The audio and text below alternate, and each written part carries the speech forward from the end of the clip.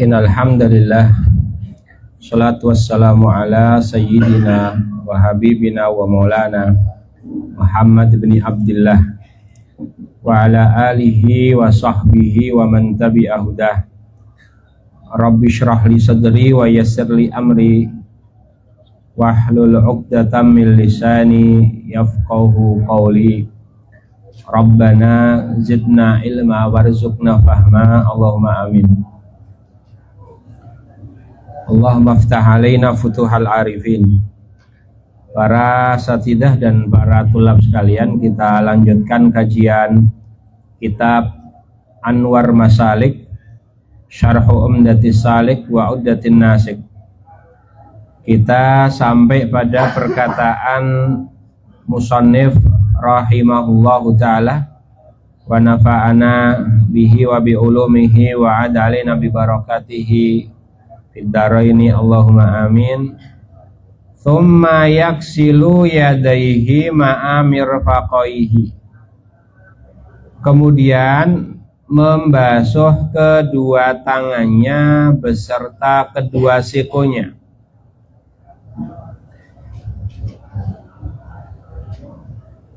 Jadi kata wa aidikum ilal marafiqi, ila di situ, wa aidiakum ilal marafiqi, ila di situ artinya ma'a, tangan beserta kedua siku. Idil yadul mafrudu ghusluha ba'dal wajhi, sebab tangan yang wajib dibasuh setelah wajah min ru'usil asabi'i ma'al mirfaqaini, dari ujung jari-jari tangan sampai dan beserta siku. Ini dari ujung tangan hingga siku, hingga diartikan beserta siku.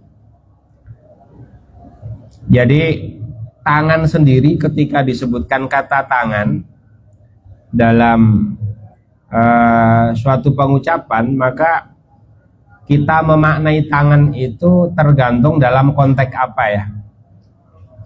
Kalau dalam wudhu yang dimaksud tangan adalah dari ujung jari sampai siku, itu dalam bab wudhu. Pun dalam bab tayamum nanti. Kalau berbicara tangan dalam bab al-hudud, bab haddus syarik, yang dimaksud tangan ya sampai pergelangan tangan. Meskipun pengertian tangan secara bahasa dari ujung jari sampai lengan atas. Ya, jadi kalau ini karena nanti beda bab, beda pengertian. Jangan sampai nanti bab potong tangan dalam pencurian kok tangan secara bahasa, motongnya sampai sini. Enggak, tangan dalam bab hukuman pencuri ya sampai pergelangan tangan. Hanya beliau memberikan pengertian tangan kalau dalam bab wudu ini berarti dari ujung jari hingga siku, termasuk juga siku yang wajib dibasuh. Salasan, 3 kali. Li'annahuma minal a'dha'il masnuni taslisul ghusli fiha. Karena tangan, kedua tangan ini termasuk anggota wudhu yang disunnahkan untuk dibasuh 3 kali. Fa'in quti'at minas sa'id alladhi huwa qasabatul yad. Jikalau tangan terpotong di bagian lengan bawah yang merupakan batangan tangan,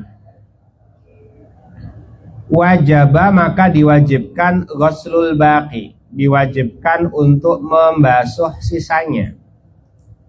Idil maisuru la yasqutu bil maksur. Ini kaidah fikihnya. Jadi kalau semisalnya ada orang tangannya diamputasi di pertengahan lengan bawah di sini, dipotong tangannya misalnya, kan masih ada sisa bagian yang wajib dibasuh. Meskipun tidak sempurna, tapi masih ada sisa bagian yang wajib dibasuh, maka itu wajib dibasuh. Kaedahnya apa? Al-maisuru la yasqutu bil maksur. Yang masih memungkinkan untuk dilakukan tidak gugur karena tidak atau karena kesusahan melakukan keseluruhannya. Ini kan tidak mungkin kita membasuh semuanya karena terpotong. Tapi masih memungkinkan membasuh sebagiannya. Karena itu yang tersisa, maka itu wajib untuk dilakukan. Ini al-maisur la yasqutu bil maksur.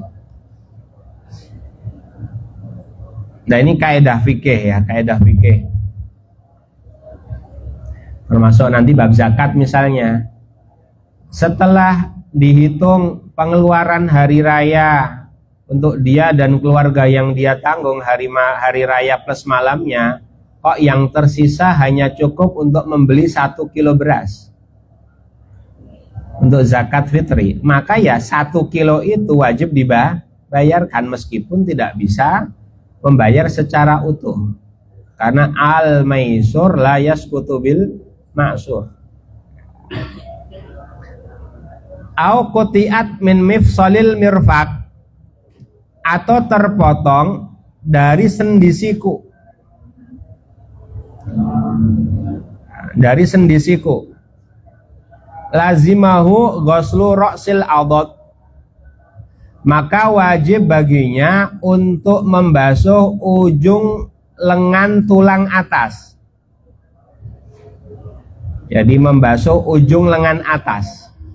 Misalnya pas sikunya di sini lepas, tapi kan masih ada ujungnya. Ujungnya itu masuk pada bagian siku. Maka yang wajib dibasuh adalah apanya? Ujungnya saja. Taruh lagi nih, potong gini, ya ujungnya ini dibasuh. Nah, di annal mirfaq, boleh mirfaq, boleh marfik Ustaz ya, dua-duanya boleh. Oleh sebab mirfaq siku, al wajiba ghusluhu, siku yang wajib dibasuh itu adalah majmu'u idhamits salat, adalah pertemuan 3 tulang. Siku ini kan pertemuan 3 tulang. Fi ra'sil adudisnan, di ujung lengan atas ada 2 tulang.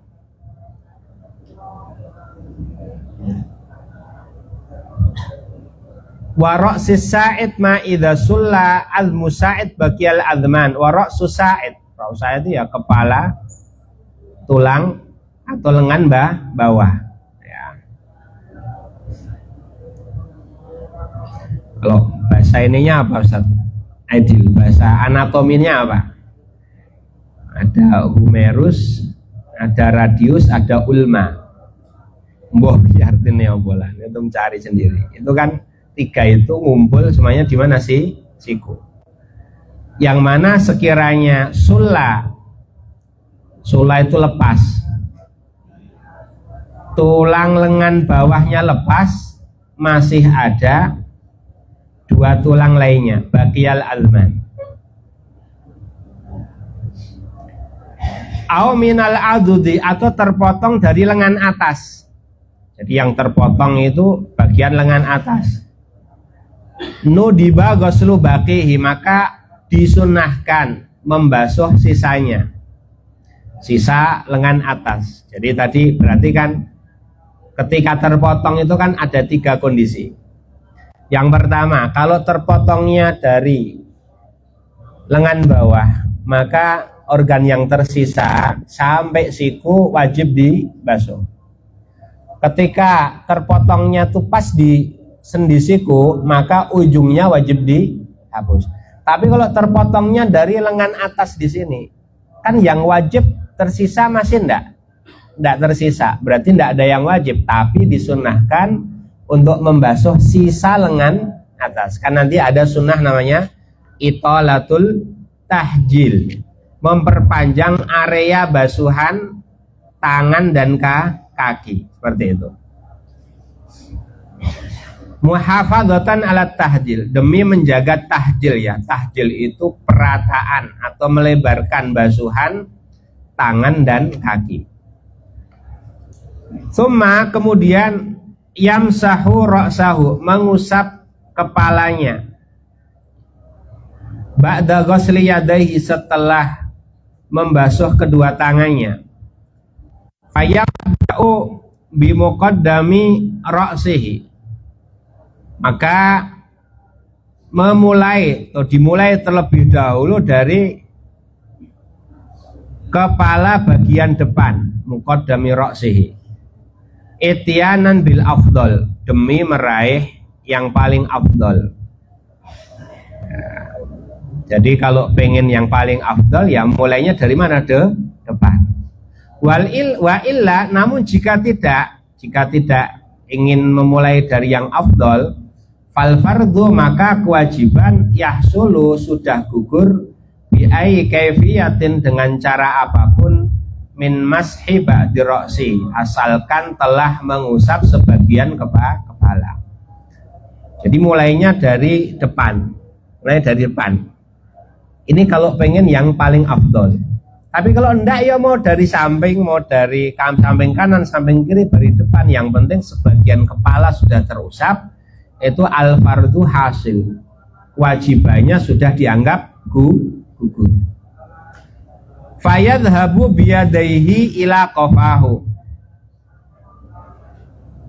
dia menjalankan kedua tangannya ila qafahu, ke arah tengkuk.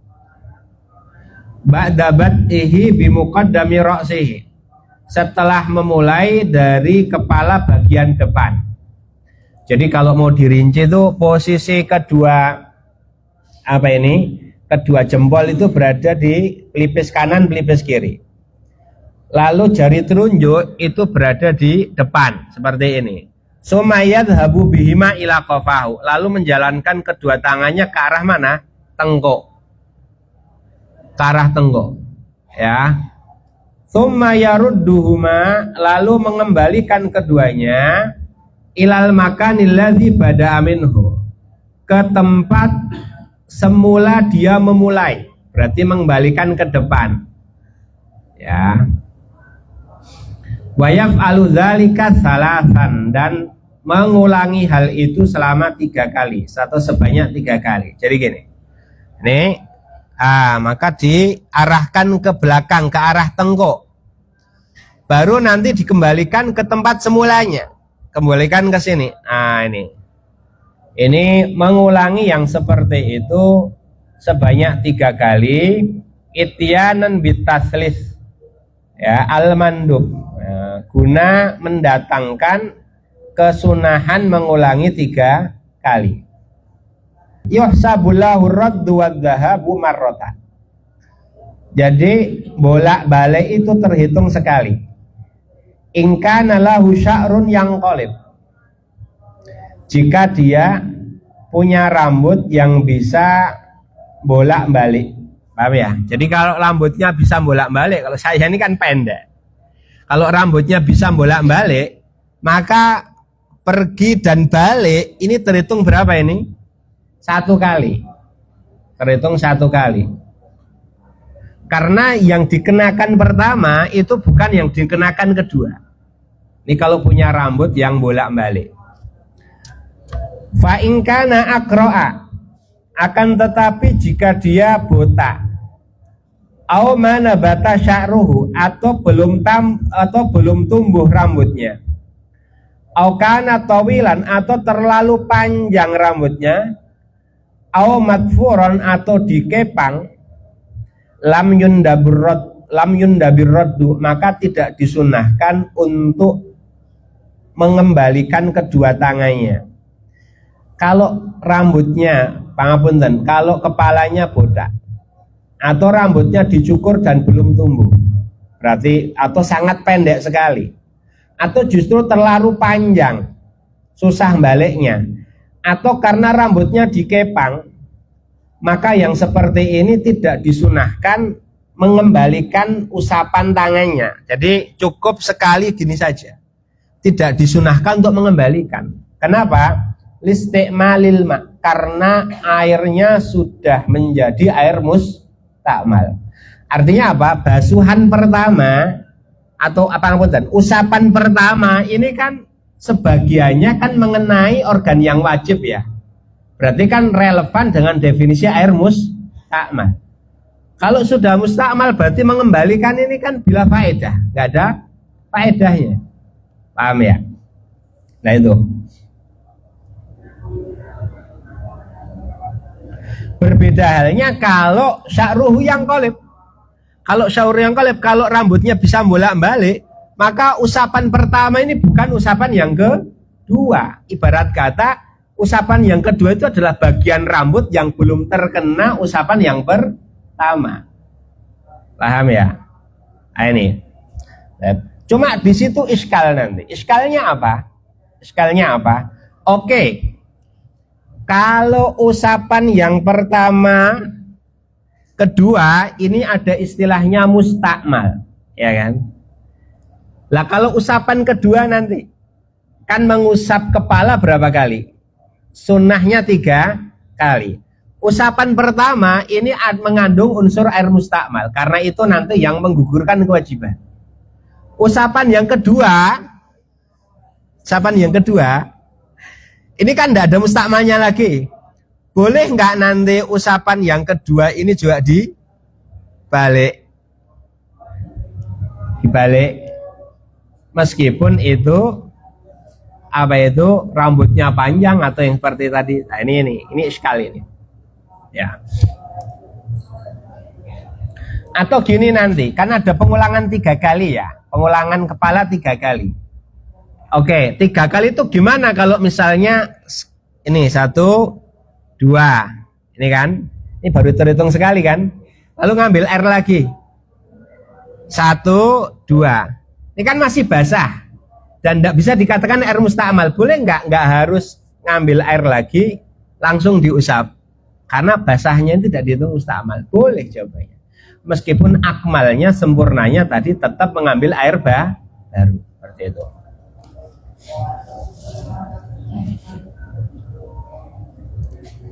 Summa bayana, lalu beliau menjelaskan al-mashal wajib, batasan minimal mengusap, yang sah. Faqala, beliau mengatakan, falau wada'a yadahu bila maddin, jikalau dia sekedar meletakkan tangannya bila maddin, tanpa diusapkan, bihaitsu bala, yang mana sudah membasahi, ma yantaliqu alaihil ismu, yang mana telah membasahi bagian yang sah dinamai kepala, wa huwa ba'du sya'ratin, yaitu sebagian helai rambut, lam takhrus bil maddi an hadr ra'si, yang belum keluar dari batasan kepala bil maddi, ketika dia dijulurkan. Ini, jadi ini apa ini? Ingin menjelaskan gini Ustaz. Ini saya kasih mukaddimah dulu. Jadi para asatidzah dan martab sekalian, yang dimaksud mashun itu tidak harus mengusap, paham ya? Al-ibrah biwusulil balali ilar roksi. Ini saja patokannya. Yang penting rambut itu basah. Bi'ai kaifiyatin kanat, dengan cara apapun. Lah untuk menjelaskan hal itu, beliau mengurai satu persatu. Jikalau sekedar meletakkan tangan di kepala tanpa menggerakkan kan mengusapkan berarti menggerakkan. Kalau dia sekedar menaruh tangannya di atas kepala sehingga sudah membasahi bagian yang sah disebut kepala, yaitu apa? Sebagian helai rambut. Jadi batasan minimal yang dikenai air itu adalah sebagian dari helai rambut. Jadi kalau ada satu helai rambut, sebagiannya kok sudah kita basahi, itu sudah sah mengusap kepala. Syaratnya apa? Lam takhrus bil maddi an hadr ra'si. Ketika ditarik itu belum keluar dari batasan kepala. Batasan kepala itu mana? Kalau dari depan ya wajah. Berarti rambut poni yang panjang, seandainya ditarik kok sudah masuk area wajah, Kalau itu diusap sudah cukup apa belum? Belum cukup, karena sudah keluar dari batasan kepala. Kalau samping itu mangkip, kalau belakang itu tengkuk, berarti yang sudah masuk area tersebut, kalau itu yang diusap berarti belum sah mengusap kepala. Paham ya? Tapi sebelum keluar, selama tidak keluar dari batasan kepala, meskipun yang terusap hanya sebagian dari satu helai rambut, itu sudah dianggap sah mengusap kepala. Seperti itu. Au qatara walam yasil, atau sekedar menciprati, meneteskan air. Jadi nggak ngusap. Jadi tangan basah, teteskan gini saja, tes.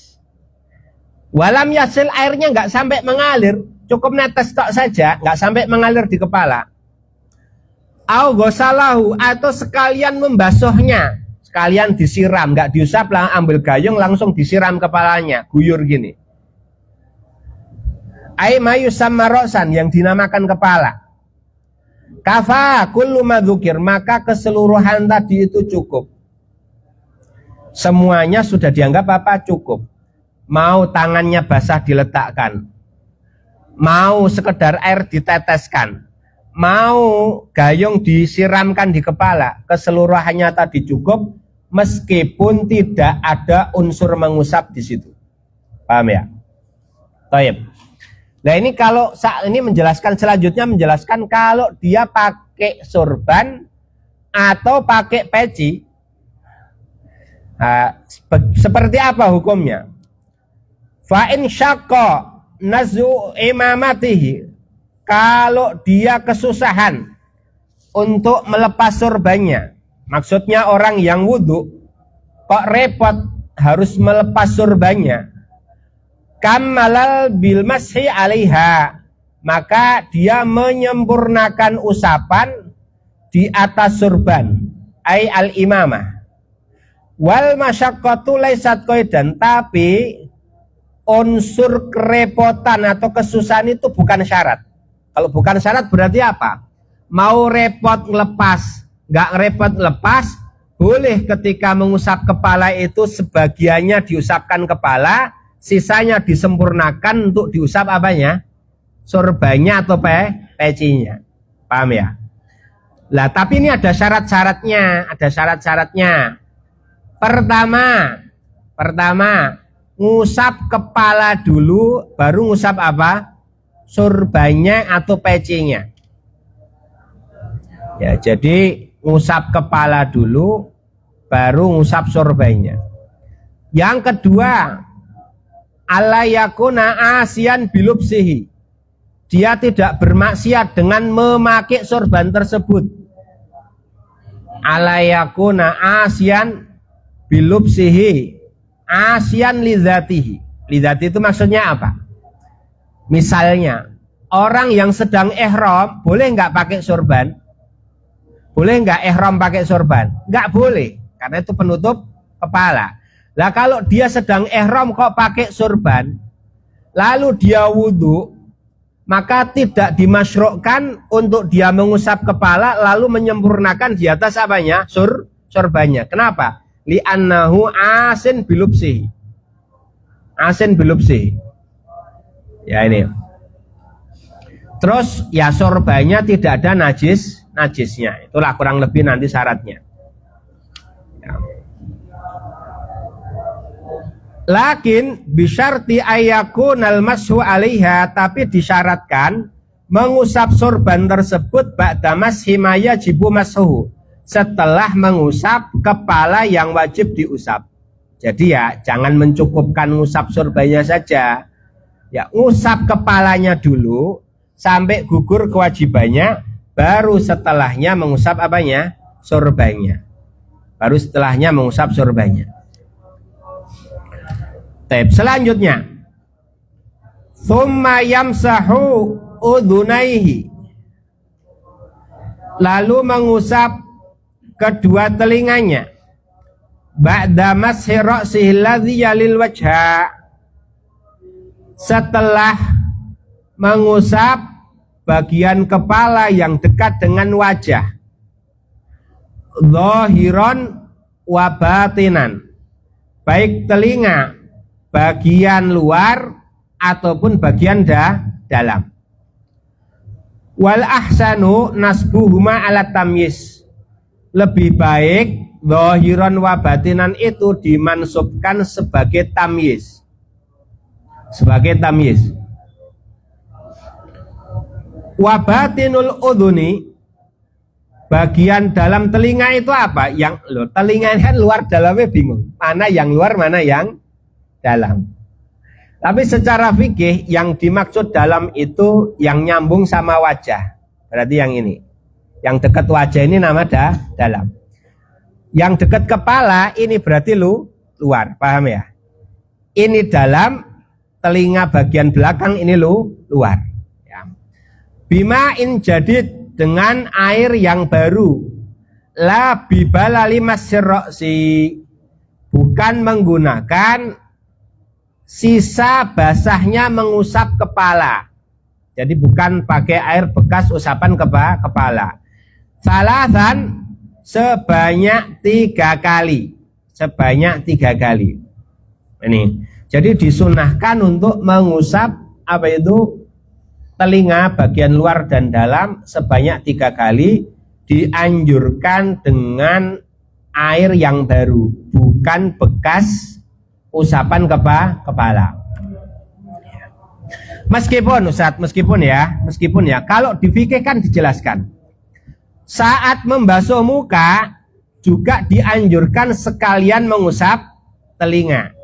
Berarti membasuh muka berapa kali? 3 kali, dah 3 ya.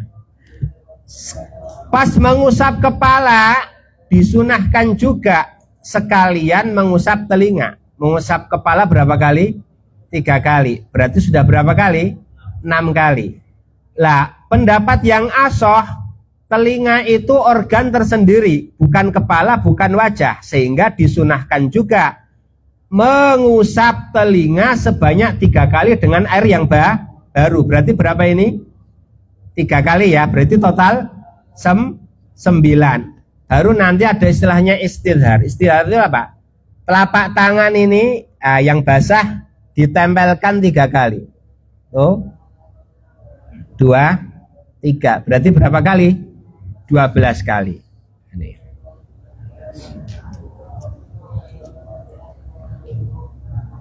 Tsumma yamsahu simakhaihi. Lalu mengusap kedua lubang telinganya. Simah itu apa? Kharqa udhunaihi. Kedua lubang telinganya. Salasan 3 kali. Fayudkhilu khinsiraihi, memasukkan kedua jari, apa ini namanya? Jari kelingkingnya, bima injadid fihima, dengan air baru, memasukkan ke dalam lubang telinga. Nah ini kan kesannya apa nih berarti? Kesannya mengusap telinga itu berbeda dengan membersihkan lubang telinga, iya toh? Karena di sini pakai kata thumma.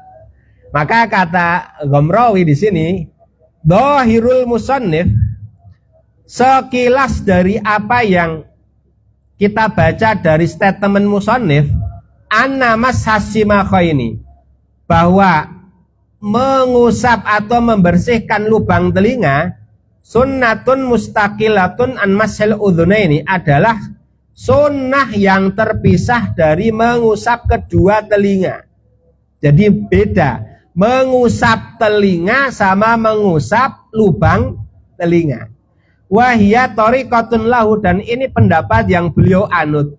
Wa kalamu ghairihi, sedangkan pendapat ulama lainnya, mayoritas ulama ya ja'alu mashassimakhaini, menjadikan mengusap lubang telinga itu dakhilan fi masil udhunaini, termasuk mengusap telinga.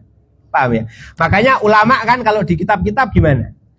Jempol ini di telinga bagian belakang, ya. Terus jari telunjuk di telinga bagian dalam. Lalu digerakkan secara bersamaan. Bersamaan itu apa? Ya lipatan-lipatan.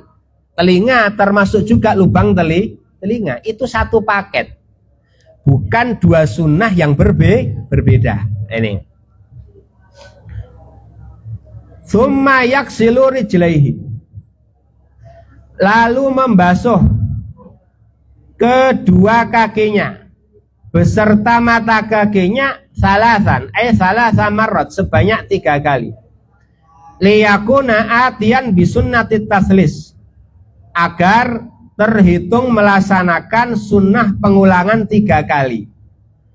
Falau syakka, jikalau ragu-ragu, fi taslisi udwin, ragu-ragu sudah membasuh 3 kali apa belum, artinya ragu-ragu sudah membasuh organ yang disunahkan dibasuh 3 kali apa belum, akhadha bil aqal, mengambil bilangan yang paling sedikit, fayukammilu salasan yakinan, sehingga dia bisa dipastikan sudah menggenapkan 3 kali, wayantafi syakku an kauniha salasan, dan hilang rasa ragu apakah 3 atau belum. Ini sudah dibahas ya kemarin pas yaumul ilmi sudah ya, terkait dengan kaidah apa, al yaqinu la yazulu bi syak.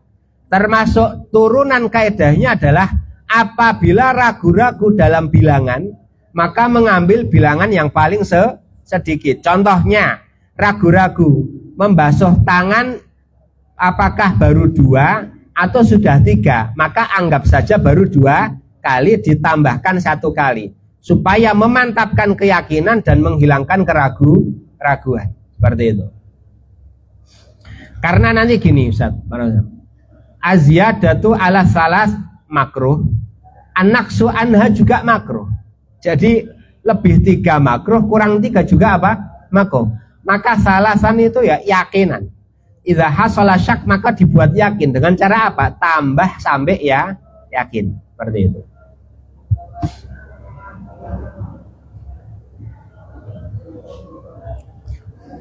Wa yuqaddimul yumna, dan dianjurkan mendahulukan bagian yang kanan, min yadin, baik itu tangan, warijlin ataupun kaki, ala yusrahu, sebelum bagian yang kiri, fil wudu, ketika wudu. Jadi kalau wudu itu saat disunahkan tayamun. Tayamun itu apa? Memulai dari bagian yang kanan. Cuma ini berlaku hanya di 2 organ. Apa itu? Tangan dan kaki saja. Tangan dan kaki. Tangan dan kaki. Paham ya? Disunahkan tayamun dalal wudu itu hanya berlaku di 2 organ saja, tangan dan kaki saja. Wa kadza fi kulli amrin syarif, demikian juga setiap perkara yang mulia disunahkan untuk memulai dengan yang kanan terlebih dahulu. La kafin, ini tidak berlaku bagi tangan tadi ya, tangan hingga pergelangan tangan. Pas awal wudhu kan sudah dibahas ya, disunahkan membasuh tangan hingga pergelangan tangan. Basuhnya kanan dulu baru kiri atau bersamaan? Bersamaan, nggak disunahkan tayamun. Tidak disunahkan kok kanan dulu baru kiri, malah makruh atau khilaful aula. Karena yang disunahkan kanan dulu baru kiri itu kalau pas basuh tangan hingga siku atau kaki hingga mata kaki. Wa khaddin, termasuk juga berlaku juga bagi pipi. Pipi kok pipi tengen sek kayak giwo, ndak. Makruh atau khilaful aula. Wa udhunin, termasuk telinga, nggak disunahkan kok telinga kanan dulu baru telinga kiri. Kenapa? Karena organ-organ yang disebutkan tadi itu memungkinkan untuk dibasuh sekaligus. Fayutahhiruha daf'atan, maka baik tangan, telapak tangan, pipi, telinga itu bisa disucikan sekaligus secara bersamaan. Fatadhiru kullin ala hiddatin, maka kalau 3 organ tadi itu kok dibersihkan masing-masing secara sendiri-sendiri, khilafus sunnah, menyelisih sunnah, ini yang dimaksud dengan khilaful aula, atau bahkan ada yang mengatakan bukan hanya khilaful aula tapi makruh. Kenapa? Lisuhulati ghuslihima ma'an, karena organ-organ tadi itu sangatlah mudah untuk dibasuh secara bersamaan. Mudah dibasuh secara bersamaan. Nah, ini kita cukupkan dulu, Ustaz. Sudah lumayan banyak. Ya, aku qouli hadza astaghfirullahi wa lakum li jamil muslimin min kulli dhanbin fastaghfiruh wal ghafurur rahim. Assalamualaikum warahmatullahi wabarakatuh.